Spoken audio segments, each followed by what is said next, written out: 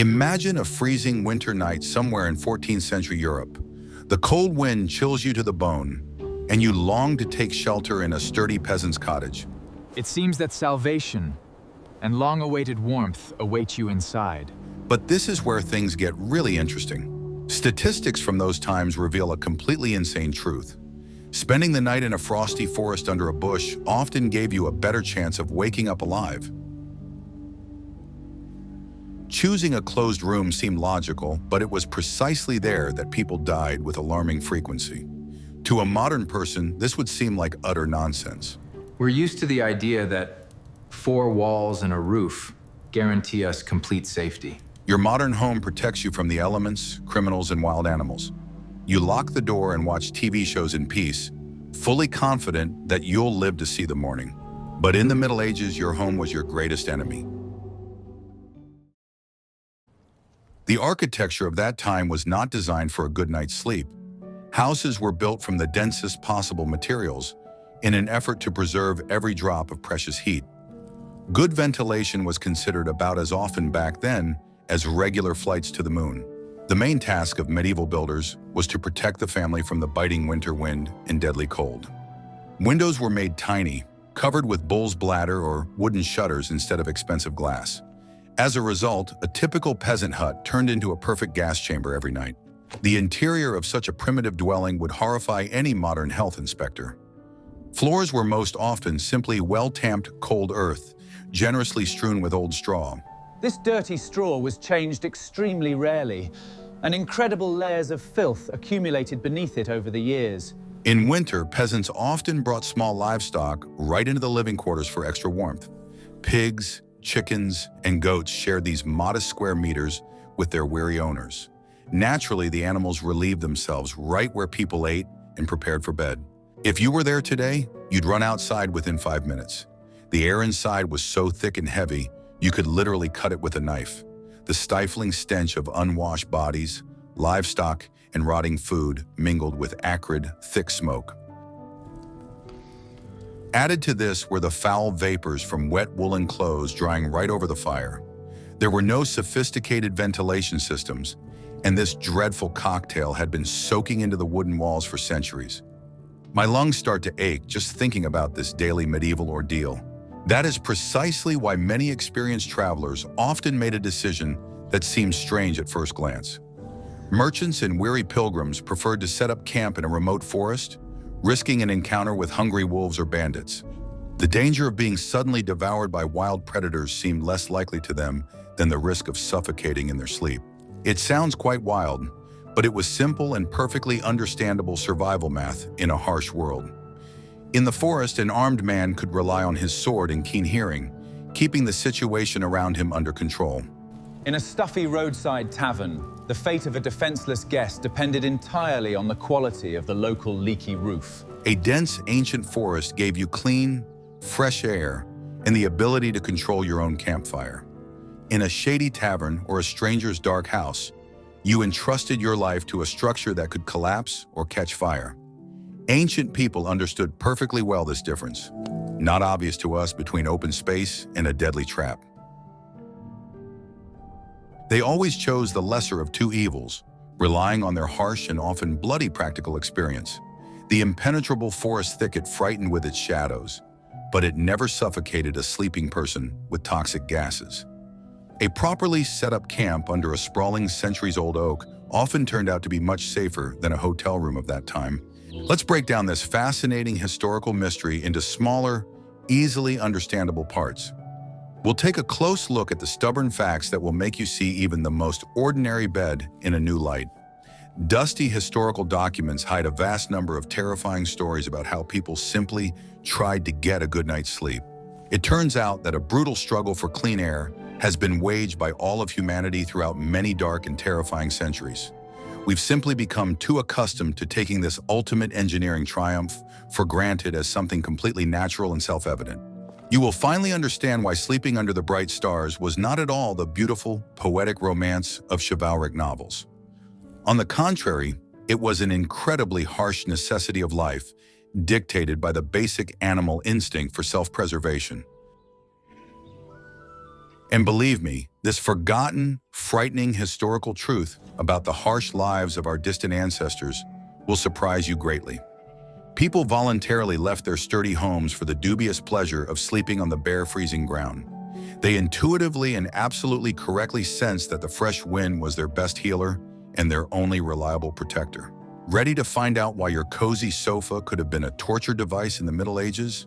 Then hold on tight. We're heading back to an era where sleep was a gamble. We'll explore the main reasons that made indoor spaces deadly. But here's what really boggles the mind. Fire was the center of life for any medieval person. Without it, you would simply freeze to death on cold nights or be forced to eat raw, tough cabbage. Peasants built open fires right in the center of their single, cramped living room. The hearth was laid out with simple stones directly on the earthen floor, without a thought for the consequences. It sounds quite romantic and cozy, until you try to breathe there for even a short while. The modern city dweller is firmly convinced that every old house must have had a stone chimney. This is a massive historical illusion that we readily believe thanks to beautiful historical films and TV series. Proper chimney flues with good draft didn't appear in ordinary homes until much later. Only wealthy lords could afford them in their spacious, cold castles. Most ordinary people, however, slept around a primitive hearth, the smoke from which simply escaped through a small hole in the roof. But there was a much more serious and deadly hidden problem lurking here. The thick, visible smoke itself simply made you cough loudly and cry incessantly. The real ruthless killer was the insidious carbon monoxide, which has absolutely no color or distinctive odor. It quietly and completely unnoticed filled the entire living space while the exhausted peasants slept soundly. People inhaled the invisible poison with every breath, completely unaware of the looming mortal danger. This process of slow poisoning was so gradual that the sleeper didn't even try to wake up. These days, sensitive electronic carbon monoxide detectors hang in almost every modern apartment. With a loud, piercing shriek, they warn us of the slightest leak long before a critical situation arises. In the harsh Middle Ages, your only reliable detector might have been a live singing canary, but it was far too expensive. Small birds are the first to die from toxic gases due to their incredibly fast metabolism. That is why entire large families would often go to sleep on a warm evening and simply never wake up on a gloomy morning. Carbon monoxide killed entire generations in utter silence, without a single drop of blood or loud cries for help. In the morning, frightened neighbors would often find entire families lying peacefully in their beds, showing no signs of life. Their calm faces bore no frozen expression of unbearable horror or pain, characteristic of other causes of death. The skin of the deceased took on a distinct, unnatural pink hue, which only intensified the primal, mystical horror of their fellow villagers. Local authorities in the village church usually attributed such sudden tragedies to divine punishment or the intervention of dark forces. No one even attempted to blame the mass deaths on a harmless, smoldering piece of wood in the middle of a living room. The true culprit behind these terrible crimes against humanity always went completely unpunished. The open night air solved this terrible air problem instantly and incredibly effectively. A bright bonfire in the street or a wide forest clearing always provided ideal and continuous natural ventilation. Any dangerous gas that happened to form was immediately carried away by gusts of fresh wind and vanished forever high into the sky. You might get a little cold on one side if you slept too far from the life-saving flame. But at the same time, your lungs were guaranteed to remain absolutely clean and your blood was reliably saturated with life-giving oxygen. A dangerous night in the forest was, in essence, the most ancient and reliable equivalent of a medical oxygen mask. Inside a medieval home, however, the process of maintaining the life-saving fire was inextricably linked to the harshest economy. Rekindling the fire every frosty morning using a primitive tinderbox and flint was an incredibly exhausting task. With frozen, trembling hands, it sometimes took a whole agonizing hour to strike dim sparks onto damp tinder. Therefore, careful housewives always preferred to conserve the precious flame, artificially slowing the burning of thick logs. They generously covered the burning logs with a thick layer of gray ash to limit the supply of oxygen as much as possible. The fire inevitably shifted into a state of incredibly slow and life-threatening smoldering. It was precisely at night that this carefully tended fire in the house continued to smolder and do its deadly work.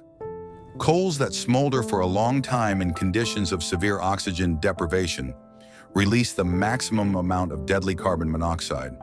Wanting to preserve the remaining heat from these red-hot coals, people tightly sealed all the cracks in the old wooden doors with wet rags. They diligently plugged every tiny hole in the walls with dry moss, preventing even the slightest draft. Without realizing it at all, these unfortunate people sealed their own future tomb with their own hands. The cramped peasant house turned into a perfect trap from which the poison air could not escape. Modern evidence-based medical science unequivocally confirms the devastating effect of such a toxic environment on any human body. Experienced doctors know full well that even the smallest concentration of carbon monoxide inevitably causes severe migraines. This suffocating situation began to change radically and irreversibly only with the widespread adoption of proper brick stoves. The ingenious invention of a proper exhaust chimney with adjustable metal dampers became a true historical revolution. People were finally able to safely enjoy gentle warmth without risking falling into an eternal sleep after a hearty, satisfying dinner. This simple architectural innovation saved millions of lives across the entire vast planet for posterity. But before this long-awaited happy moment, entire generations were forced to play with death every cold, frosty night. The daily harsh struggle for physical warmth always went hand in hand with the deadly risk of unnoticed poisoning. We have become so accustomed to the comfort of central heating that we take the air around us for granted. The invisible benefits of civilization are perceived by modern society as something entirely natural and given to us from birth. But harsh history clearly proves that every breath of fresh air in a warm home was won through centuries of bitter mistakes. The architecture of the distant past was aimed solely at mere survival in the cold, completely ignoring the basic needs of the human lungs. The evolution of the home has become one of the most important, yet completely unnoticed achievements of our great civilization. That is precisely why it is so important to remember those difficult, life-threatening trials our ancestors endured for the sake of a peaceful night's sleep. As a result, sleeping indoors turned into a game of Russian roulette. You were betting that the wind would blow in the right direction. Outdoors, you could at least move away from the fire if the smoke was blowing in your face. Within four walls, there was nowhere to run. If you avoided gas poisoning, the next trap awaited you. Medieval houses were built from whatever was literally at their feet. Wood, straw, clay, and dry branches were the main building materials. It looks eco-friendly, but it burns like gunpowder. Your roof was made of a thick layer of dry straw. Right beneath it burned an open hearth, sparks from which constantly flew upward. It was like keeping an open can of gasoline next to fireworks. A single small spark decided the fate of the entire building. Fires at night were a real epidemic in those centuries. People were exhausted after long hours of work in the fields and slept soundly. When the fire reached the thatched roof, it burst into flames in seconds. You had less than a minute to simply run out into the street. Outdoors, a fire was almost impossible. If your campfire in the woods got out of control, you simply stepped aside. You didn't have to fight your way through burning doors and falling beams. The forest gave you endless room to maneuver. In cities, the situation was even more terrifying. Houses stood so close together that neighbors could shake hands through the window. If one house caught fire, within an hour, the whole street was ablaze. Night patrols existed, but they usually just recorded the fact of the disaster. Modern buildings are constructed from concrete and metal using fire-resistant materials. We have forgotten that primal fear of fire that haunted our ancestors. They went to sleep knowing they might wake up in the epicenter of hell. And honestly, that sounds terrifying. Attempts to extinguish such a fire drew only an ironic smirk from the elements. There were no fire extinguishers in a wooden house, and the nearest well was on the next street. By the time you ran back with a wooden bucket, your house had turned into a pile of ashes. The chances of survival inside a burning box were virtually zero. But here's what's truly insane. Even knowing the risks, people continued to store hay for their animals right inside the house. They brought cows and sheep down to the ground floor to serve as living heating units. The animals slept on straw that could ignite from a single fallen spark. A traveler sleeping in the woods had no such problems. His bed was the damp earth, which physically cannot catch fire. The only thing he could lose in a fire was his cloak. In a house, you lost everything, including your own life. That is why experienced merchants often ignored cheap inns. They knew that 40 drunk people gathered around a single hearth was a recipe for disaster. A solitary camp off the road was a logical solution to the problem. They simply bought safety at the cost of a little discomfort. Today, each of us has our own personal space to sleep. We choose the firmness of our mattress and get annoyed if the dog takes up too much room. In the Middle Ages, the concept of a personal bed was available only to the very wealthy. The rest slept in conditions of extreme crowding. Imagine a bed where 6 people sleep at the same time. These were family members, random guests, servants, and even pets. It sounds like a fun party, but in practice, it was a real nightmare. The night turned into an endless struggle for a piece of thin blanket. But the discomfort was just the tip of the iceberg. The main problem was that all these people were breathing the same air. If just one person fell ill, by morning, absolutely everyone was infected. It was physically impossible to isolate the sick person due to the lack of other rooms. Modern epidemiology confirms this frightening logic. In a closed space without ventilation, viruses and bacteria thrive. They spread from person to person at the speed of a forest fire. Outdoors, the risk of catching something from a coughing neighbor drops to practically zero. In the forest, a traveler slept alone or with a couple of trusted companions. Air currents instantly carried any dangerous microorganisms far away. Nature itself acted as a giant air purifier. It was a primitive but perfectly effective system of social distancing. Now think back to the inns of that time. The tavern owner would simply give you a spot on the floor next to 10 strangers. You had no idea what was wrong with the guy coughing half a meter from your face. Your overnight stay turned into a game of Russian roulette with infectious diseases.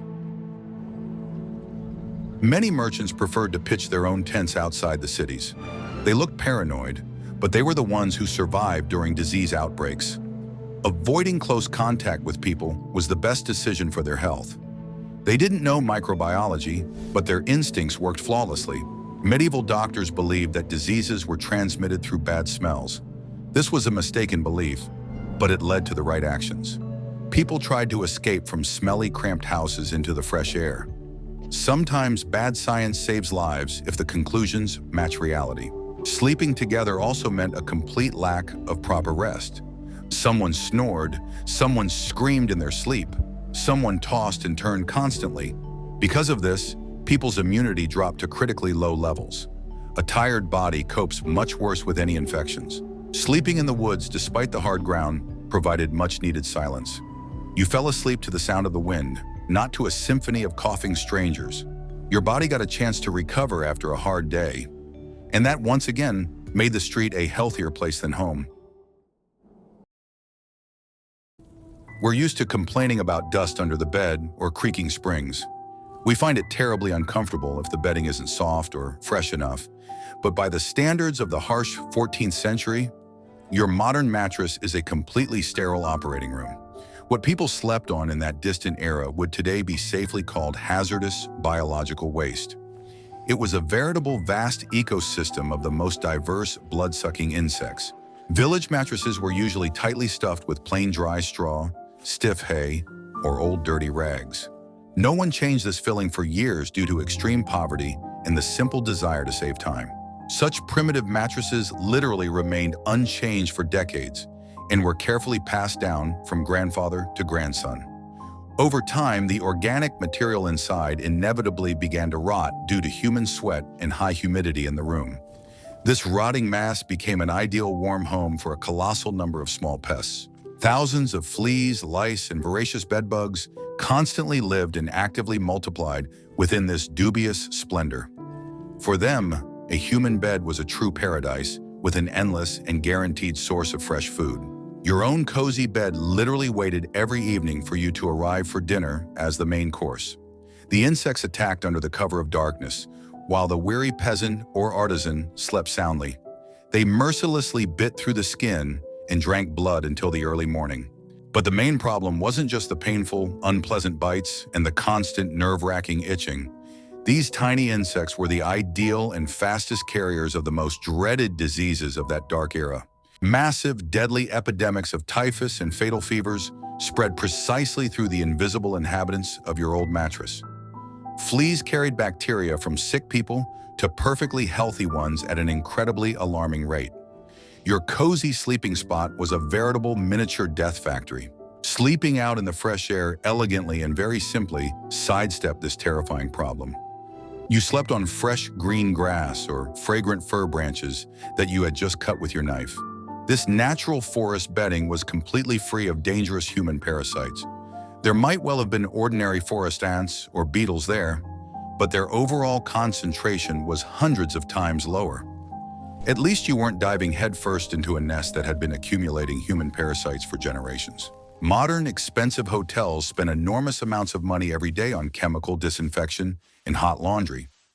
In the harsh Middle Ages, all available sanitation and disinfection consisted of rather primitive physical actions. Peasants simply took their sleeping bags outside and tried to roughly beat the mattress with a stick once a year. Naturally, this was woefully insufficient to finally defeat an entire army of hardened parasites. The cunning bedbugs simply hid deep in the seams and laughed at these pitiful attempts by the peasants. Inns along trade routes were notorious throughout medieval Europe for their aggressive bedbugs. Merchants often complained that after a single night in a tavern, their bodies would be covered in blisters. There were even special instructions for travelers on how to avoid being eaten alive. Experienced travelers were strongly advised to always bring their own clean linens. They were also advised to avoid dirty beds and sleep directly on the hard table in the center of the hall. The wooden floor and the innkeepers' beds in such establishments were rightly considered a contaminated zone best avoided. That is precisely why experienced mercenaries and war veterans often pitched their tents right next to the castle.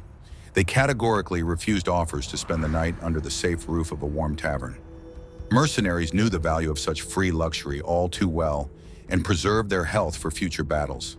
They consciously preferred the cool of the night to the company of thousands of hungry fleas in a guest bedroom. This voluntary choice to sleep on the ground seemed strange only to those who had never slept in an infested bed. After just the first night with bedbugs, newcomers quickly understood the wisdom of their senior comrades and also went out to sleep in the field. No roof was worth such daily suffering and the risk of contracting typhus. Soldiers chose the fresh breeze over the rotting, stifling straw under a stranger's roof. In the wild forest, your own woolen traveling cloak was your only reliable bed. You had complete control over the cleanliness of your cloak and could dry it over a hot campfire at any moment. The smoke from the fire, by the way, was excellent at scaring away most flying and crawling insects and completely free. The ancient forest itself graciously provided you with a free chemical barrier against pests. Nature protected the sleeping person far more effectively than the walls of the most expensive medieval hotels. Even great royalty suffered greatly from this problem in their luxurious stone castles. Monarchs and their large entourages were forced to move regularly from one spacious palace to another. They did this so that servants could clean and air out the infested house they left behind. The palace chambers were literally frozen out in winter and washed with boiling water in an attempt to get rid of the parasites. Ordinary poor peasants had absolutely nowhere to move to, so they simply endured it. And often this foolish endurance cost them the most precious things, their health and their lives. Sleeping under the starry open sky seemed like extreme survival to pampered aristocrats.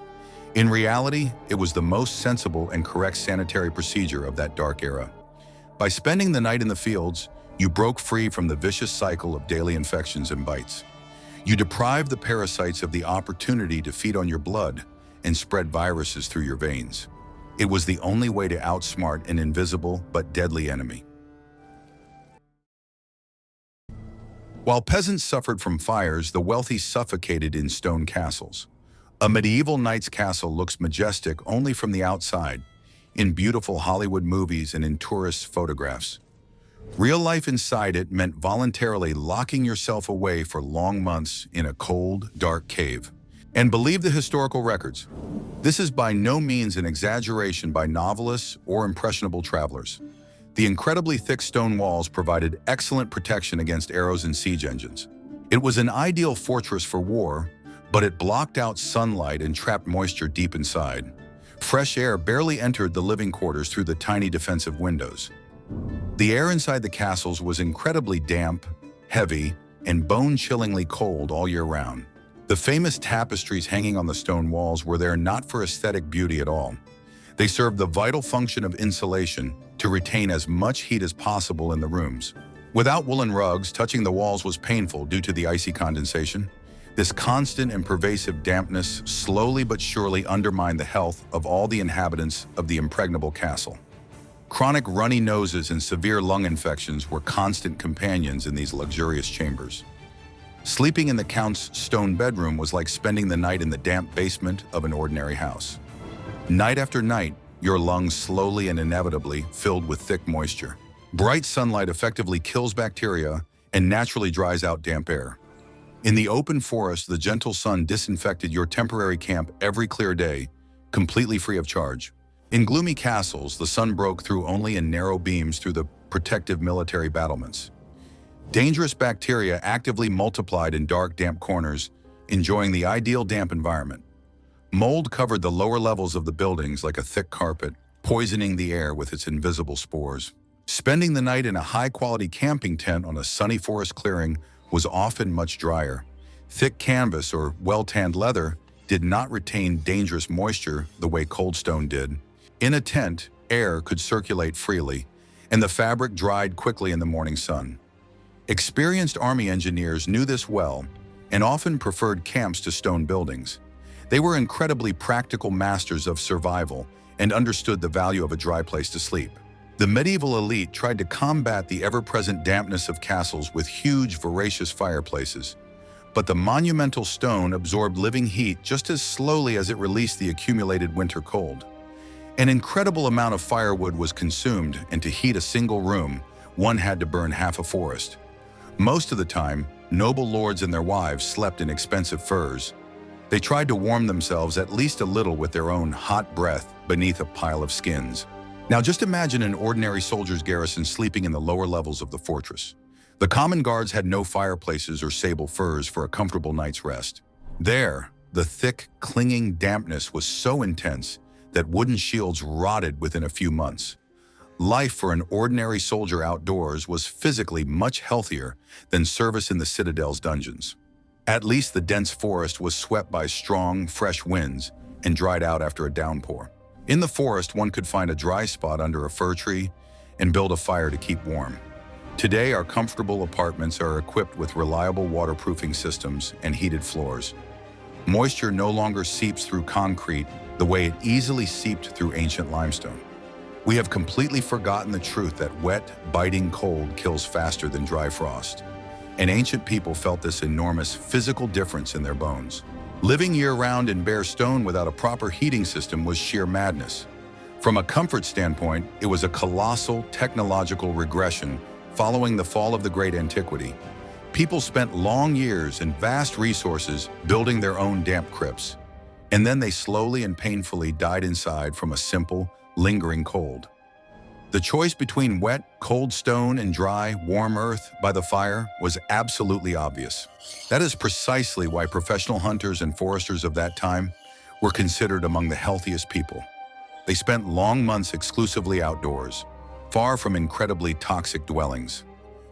Nature was not kind to them, but at least it was honest.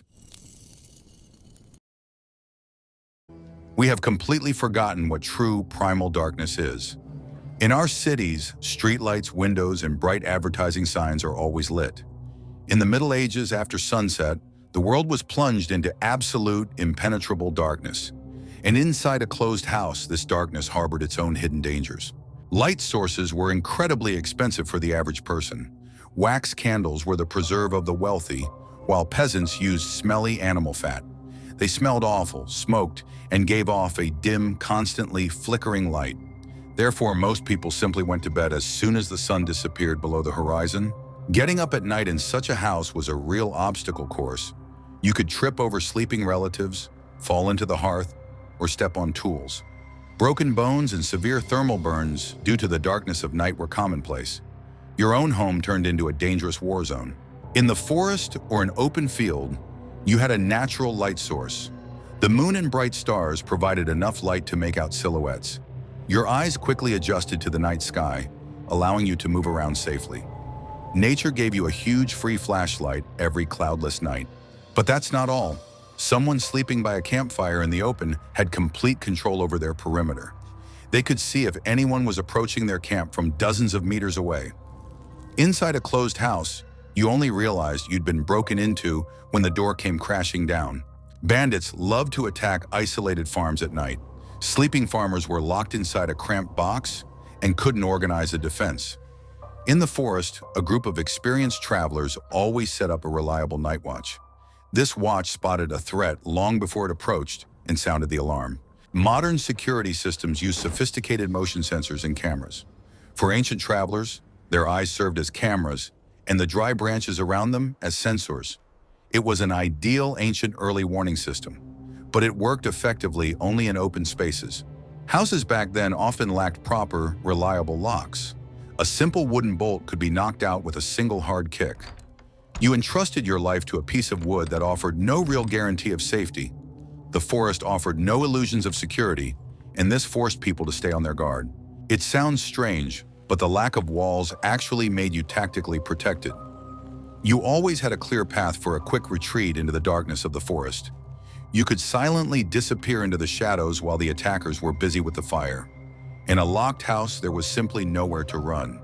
Your bedroom turned into a death trap where the enemy knew your position. That's why many fugitives survived for years by hiding only under the open sky. They understood perfectly well that predictability kills much faster than a sword. A house is the most predictable and vulnerable spot on any map. Sleeping outdoors altered the very foundation of human psychology. When you sleep in warmth and comfort, your ancient instincts dull. You become overly complacent and stop noticing small changes around you. This is a perfectly normal process of adapting to a safe environment. But in the Middle Ages, the world outside the doorstep was not safe. People who often slept on the street developed incredibly keen senses. They could hear a twig snap 100 meters away and would wake up at the slightest breeze. They were more like wild, cautious animals than city dwellers. Army veterans slept on the ground not because of poverty, but for the sake of discipline. A warm, soft bed makes any soldier lazy and physically weak. Harsh sleeping conditions kept people in a constant state of high combat readiness. Ancient warriors practiced this, turning deprivation into a veritable cult. Modern military instructors call this a hybrid adaptation of the nervous system. In the past, people simply called it a harsh necessity of life. Someone who is used to sleeping on rocks in the rain will not break in battle. They have already successfully endured the worst that nature has to offer. When peasants stayed in their huts, they lost this connection to reality. They blindly hoped that wooden doors would solve all their external problems. It was a fatal mistake that cost entire villages their lives during raids. They forgot the golden rule. Safety is a constant action, not a location. In the forest, you constantly assess new threats and make decisions. You choose the right spot for a campfire and seek shelter from strong winds. This process of analysis trains the brain better than any modern puzzle. Your mind remains as sharp as the dagger at your belt. Modern people pay huge sums of money for extreme survival courses. They want to artificially recapture that very primal vigilance lost in offices. Ancient people didn't need to buy this harsh experience with gold. They received it absolutely free every night outside the city walls. Interestingly, forest bandits rarely attacked prepared camps. They preferred to ambush relaxed travelers in taverns or on narrow streets. Attacking people sleeping in tactical formation was frankly suicidal. Survivors in the forest were too tough and toothy a target. They slept with weapons in hand, ready to attack at any moment. Indoors, people often undressed and left their swords in a corner. Those precious lost seconds spent searching for a weapon cost them their lives. Out on the street, the line between deep sleep and combat was almost completely blurred. Therefore, spending the night in the forest paradoxically reduced the risk of becoming a victim. Your appearance and choice of camp told predators that you were dangerous. And in those harsh times, no one wanted to take an extra arrow. Predators always seek out the easiest and most relaxed prey in warm homes. We constantly return to the thought of how much humanity is lost. Ancient Rome existed 1,000 years before the classic, filthy Middle Ages, but in terms of home comfort, they were much closer to us. Their approach to housing was based on precise science, not blind endurance. The Romans fully understood the immense danger of carbon monoxide and stagnant air. Their heating system vented dangerous smoke outside through channels in the walls. The air in the room remained crystal clear, and the stone floor was warm. They essentially invented central heating 2,000 years before us. Their military barracks were built with ventilation and proper light distribution in mind.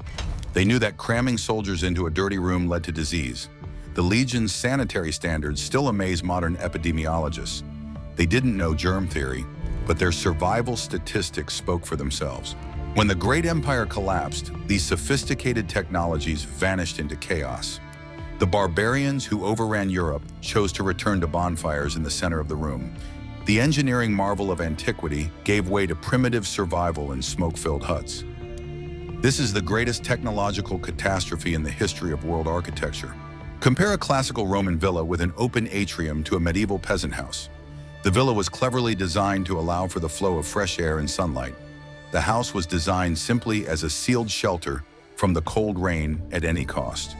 People voluntarily gave up ventilation in favor of the dangerous illusion of warmth.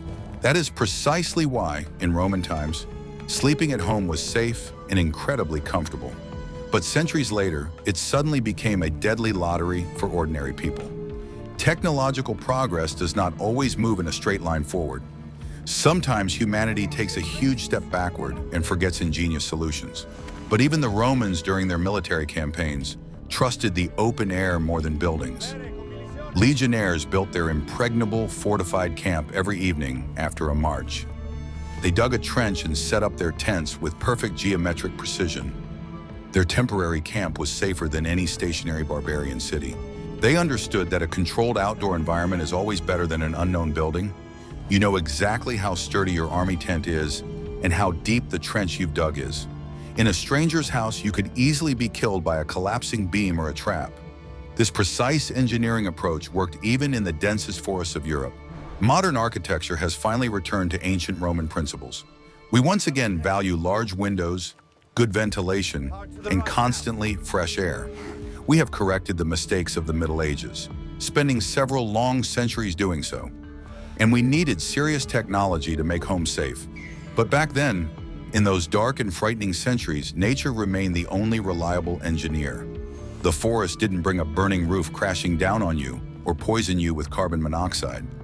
It was brutally harsh, but it operated by rules that were perfectly clear. And smart people learned very quickly to play by those harsh rules. We have come a long way from the romance of a cozy hearth to the harsh historical truth. The medieval home was a veritable hotbed of the deadliest everyday threats. From carbon monoxide to parasites, every night there was a test of endurance. And often those who stayed outside won this cruel lottery. Fresh air, the absence of walls, and the ability to control the fire gave a huge advantage. The danger of wild animals paled in comparison to the threat of burning alive in one's sleep. The forest gave you clean air and guaranteed protection from the devastating epidemics of cramped living conditions. It demanded harsh endurance, but in return offered a real chance at life.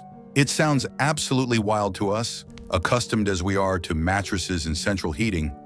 Your bedroom today is an incredible technological marvel of safety and hygiene.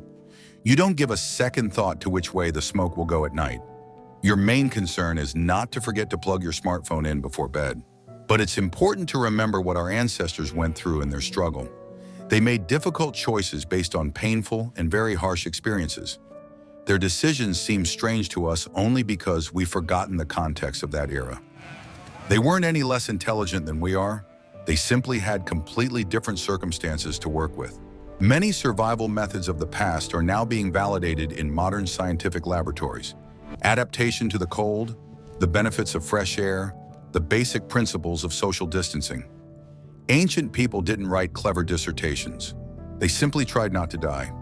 Their main laboratory was life itself in the unforgiving conditions of the wild. The next time you go hiking, be sure to remember these facts. Your discomfort from the hard ground is a direct echo of ancient survival tactics. You are literally repeating the actions of people for whom this choice was a matter of life and death. And perhaps your clean lungs will thank you profusely for it. History often turns out to be far more complex and ironic than our superficial notions. Reliable protection is sometimes hidden where you least expect to find it. The open, cold expanse of the forest is sometimes more reliable than four of the thickest stone walls. And this is the most beautiful debunking of historical myths one can imagine. I hope this detailed analysis has made you look at ordinary things in a different light. Look around your cozy room and appreciate the incredible safety you have. Our weary ancestors would have given half their lives for a single night in your bed.